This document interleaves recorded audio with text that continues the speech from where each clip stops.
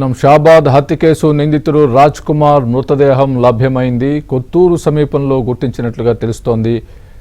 Poison తీసుకుని ఆత్మహత్య చేసుకున్నట్లు కూడా చెబుతున్నారు.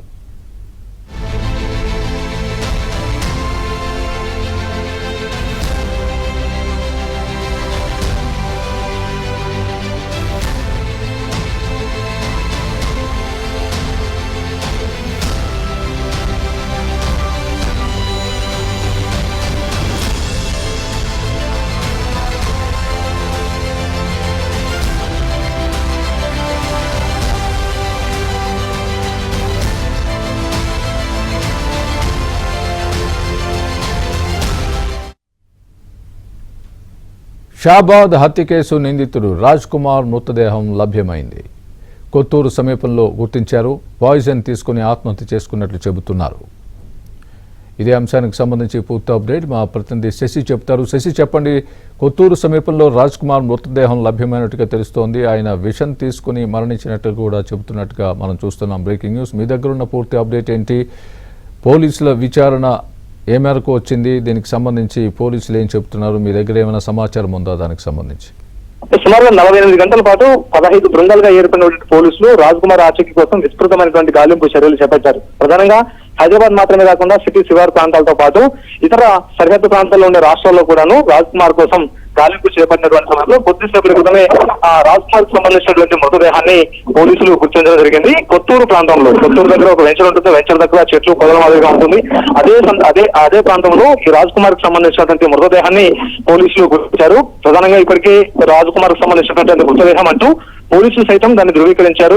చెవెళ్ల డీసీపీ యోగేష్ గౌతమ్ కూడా ఇదే విషయాన్ని స్పష్టం చేశారు. అయితే అతను పాయిజన్ తీసుకుని ఆత్మహత్య చేసుకుని ఉంటాడంటూ ఇప్పటికే పోలీసులు అనుమానిస్తున్నారు. అందుకు తగ్గట్టుగానే ఆ డెడ్ బాడీ పక్కన విషం తాగినట్టు దానికి సంబంధించినటువంటి ఆనవాళ్లను సైతం ఇప్పటికే పోలీసులు గుర్తించారు. సో మొత్తానికి టీం అక్కడికి చేరుకుంది. పోలీసులకు సంబంధించిన బృందాలంతా కూడా కొత్తూరుకి ఇప్పటికే చేరుకున్నటువంటి సందర్భం అవుతోంది. మరి కాసేపట్లో రాజ్ కుమార్ కు సంబంధించినటువంటి మృతదేహాన్ని అక్కడి నుంచి తరలించేటటువంటి అవకాశం అయితే ఉంటుంది. కొన్ని ఫార్మాలిటీస్ ఉంటాయి. ఆయన మృతదేహం లభ్యమైంది కాబట్టి అందుకు సంబంధించినటువంటి కొన్ని ఫార్మాలిటీస్ అన్ని కూడా పూర్తి చేసిన తర్వాత అక్కడ నుంచి రాజ్ కుమార్ కు సంబంధించిన డెడ్ బాడీని ఇటు చేవేళ్ల ప్రభుత్వ ఆసుపత్రికి కానీ, లేకపోతే ఉస్మానియా ఆసుపత్రికి కానీ, లేకపోతే సమీపంలో ఉండేటటువంటి షాద్నగర్ ఆసుపత్రికి కానీ తరలించేటటువంటి అవకాశాలు అయితే స్పష్టంగా కనిపిస్తూ ఉన్నాయి. ఒకవైపు పోలీసులు కూడా పెద్ద ఎత్తున ఒత్తిడి ఏర్పడింది. ఎందుకంటే 48 గంటలు గడిచినప్పటికీ కూడా కనీసం రాజ్ కుమార్ కు సంబంధించినటువంటి ఆచూకీ ఎక్కడ లభించలేదు. ఒకవైపు మృతుల కుటుంబ సభ్యుల నుంచి ఒత్తిడితో పాటు ఆ తర్వాత పొలిటికల్ టర్న్ తీసుకోవడంతో ఇంకా ఈ ఒత్తిడి కాస్త పోలీసుల మీద ఇంకా ఎక్కువైందనే చెప్పాలి. ఇదే నేపథ్యంలో ఆయన ఆచూకీ కోసం పలు బృందాలుగా విడిపోయి హ్యూమన్ ఇంటెలిజెన్స్ తో పాటు సాంకేతిక ఆధారాల ఆధారంగా కూడా రాజ్ కుమార్ కు సంబంధించినటువంటి ఆచూకీని కనుగొనేటటువంటి ప్రయత్నం చేశారు. అయితే నిన్నటి నుంచి కూడా ఈ తిమ్మాపూర్ ప్రాంతంతో పాటు ఆ తర్వాత కొత్తూరు ఆ ప్రాంతంలో విస్తృతమైనటువంటి గాలింపు చర్యలు చేపట్టారు. ఎందుకంటే ఆ తిమ్మాపూర్ రైల్వే స్టేషన్ దగ్గర ఆ తర్వాత రైల్వే ట్రాక్ పైకి ఎక్కి ఆ కింద తిరిగినటువంటి ఫుటేజ్ ను పోలీసులు గుర్తించారు. ఎందుకంటే ఆ 6గురిని అంతమొందించిన తర్వాత ఆ తిమ్మాపూర్ రైల్వే స్టేషన్ దగ్గర రైల్వే ట్రాక్ మీదకి రాజ్ కుమార్ ఎక్కాడు. ఆ తర్వాత ఎదురుగా వస్తున్నటువంటి ట్రైన్ కింద పడి ఆత్మహత్య చేసుకోవాలని అనుకున్నాడు. అయితే ఎదురుగా వస్తున్నటువంటి ట్రైన్ దగ్గరగా వచ్చేసరికి అక్కడి నుంచి కిందకి దిగిపోయాడు భయంతో. ఆ తర్వాత ఎక్కడికి వెళ్ళాడు అన్న అంశాల గురించి ఆరా తీస్తున్నప్పుడు చుట్టుపక్కల పరిసర ప్రాంతాల్లోనే ఖచ్చితంగా రాజ్ కుమార్ ఉంటాడంటూ కూడా పోలీసులు భావించి ఎక్కువగా తిమ్మాపూర్ ఆ తర్వాత కొత్తూరు ప్రాంతాల మీదనే ఫోకస్ ఉంచారు. తిమ్మాపూర్ రైల్వే స్టేషన్ కి సమీప ప్రాంతాల మీద ఎక్కువగా ఫోకస్ ఉంచినటువంటి సందర్భంలో తాజాగా ఇవాళ కొత్తూరు దగ్గర రాజ్ కుమార్ కు సంబంధించినటువంటి మృతదేహాన్ని కనుగొన్నారు. సో మొత్తానికైనా పాయిజన్ తీసుకుని ఆత్మహత్య చేసుకున్నట్టుగా ఇప్పటికే స్పష్టమైంది. మరోవైపు ఇదే విషయాన్ని గురించి చెవెళ్ల డీసీపీతో ఏబిఎన్ ఆంధ్రజ్యోతి ఫోన్ లైన్ లో సంప్రదించినప్పుడు ఆయన కూడా ఇదే విషయాన్ని స్పష్టం చేశారు. విషయం తీసుకుని ఆయన ఆత్మహత్య చేసుకున్నట్టుగా భావిస్తూ ఉన్నాం. అందుకు అనుగుణంగానే కొన్ని ఆధారాలు కూడా మాకు లభ్యమయ్యాయంటూ కూడా ఆయన చెప్పారు. సో మొత్తానికి రాజ్ కుమార్ కి సంబంధించినటువంటి రాజ్ కుమార్ సంబంధించిన ఆచూకీ విషయంలో కావచ్చు, లేకపోతే రాజ్ కుమార్ ఎక్కడనేటటువంటి ప్రశ్నకు పోలీసులు అయితే మొత్తం ప్రస్తుతం బదిలిచ్చారని చెప్పుకోవాలి. స్వామి శశి, విషం తీసుకొని చనిపోయినట్టుగా పోలీసులు ధృవీకరించుతున్నారు కాబట్టి వాళ్ళు ఎలాంటి విషయం తీసుకున్నారు, దానికి సంబంధించిన ప్రొసీజర్ ఏమైనా చేపట్టడం జరిగిందా? దీని విచారణకు సంబంధించి ఏం చెప్తున్నారు?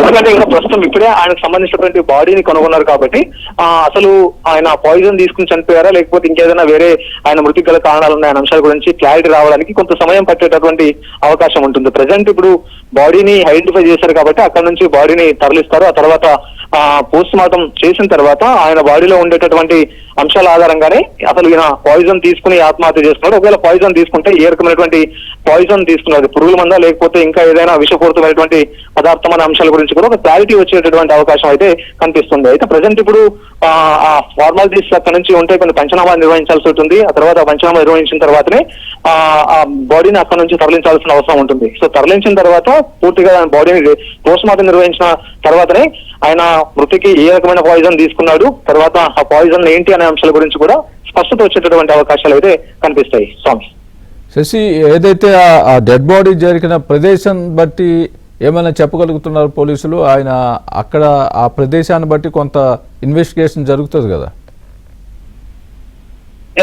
మొత్తానికి అయితే మాత్రం అదంతా కొత్తూరు ప్రాంతం అదంతా కూడాను. ఈ తిమ్మాపూర్ రైల్వే స్టేషన్ కూడా కొత్తూరు చాలా నియర్ బై గా ఉంటుంది. సుమారుగా 3 కిలోమీటర్ల పరిధిలోనే ఉంటుందంటూ కూడా చెప్పుకోవచ్చు. ఎందుకంటే ఆ ప్రాంతం తనకు బాగా తెలిసినటువంటి ప్రాంతం. సో అక్కడే రాజ్ కుమార్ ఉన్నట్టుగా తెలిసింది. సో ఇదే నేపథ్యంలో 2 రోజుల నుంచి కూడా ఆయన మీద సాయంత్రం ఆయన విస్తృతంగా గాలింపు చర్యలు చేపట్టినప్పుడు ఆ ప్రాంతంలో కూడాను పోలీసులు అంతా కలిగి తిరిగారు. మొత్తం ఆ ప్రాంతం అంతా కూడా జల్లెడ పెట్టారని చెప్పాలి. 15 బృందాలు సపరేట్ గా విడిపోయి వీరంతా కూడా వివిధ ఆధారాల ప్రకారం వీరంతా కూడా ఆయా చోట్లకి వెళ్లి ఎంక్వైరీ చేయడంతో పాటు తర్వాత ఎక్కడైతే రాజ్ కుమార్ దాక్కునేటటువంటి అవకాశాలు ఉంటాయి ఆ ప్రాంతాల మీదనే ఎక్కువగా ఫోకస్ ఉంచినటువంటి సందర్భాలు ఉన్నాయి. నిన్న కూడాను కొత్తూరు ఆ తర్వాత తిమ్మాపూర్ ప్రాంతాల్లో విస్తృతంగా గాలింపు చేపట్టారు. ఎందుకంటే నిన్న తిమ్మాపూర్ ప్రాంతంలో అక్వేనిగూడ గ్రామం సమీపాన రాజ్ కుమార్ ను తాము గుర్తించాము, తర్వాత పోలీస్ కానిస్టేబుల్ అతన్ని అదుపులోకి తీసుకుని అక్కడి నుంచి తీసుకెళ్లడంతో కూడా ఒక వీడియో వైరల్ అయిన తర్వాత ఎక్కువగా ఆ ప్రాంతం మీదనే పోలీసులు ఫోకస్ ఉంచారు.